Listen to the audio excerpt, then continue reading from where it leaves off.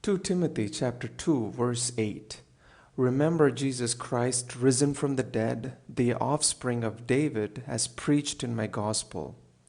Paul just said in the previous verse to think over what he says. Now he opens this verse with the command to remember. And our next passage begins with the word remind in verse 14.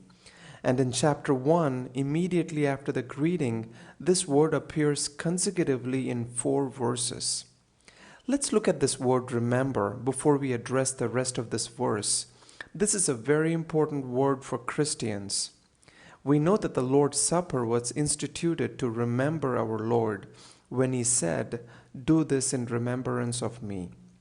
It is also evident from the Old Testament that remembering the great acts of God is essential to the spiritual well-being of God's children. When God instituted the Passover rite as a ceremony in Israel, in Exodus chapter 12, we see that the Passover was meant to bring about spiritual memory and reflection.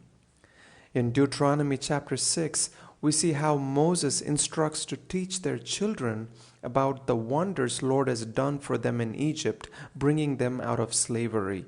This again is a call for memory and reflection. In verse 12 of the same chapter, it says, "Take care lest you forget the Lord who brought you out of the land of Egypt out of slavery." And this memory about the Lord's wonders were meant for them to conduct their lives accordingly. But the 72 verses of Psalm 78 mourn Israel's tendency to forget God's faithfulness. Verse 10 and 11 sum it up saying, "They did not keep God's covenant, but refused to walk according to his law. They forgot his works and the wonders that he had shown them." It is really sad that we present-day people continue this trend by our forgetfulness of things about our Lord that were once so vivid and vital to our faith and life. Those who remember what God has done and cultivate the memory of God's great works will live to God's glory. Have a blessed day.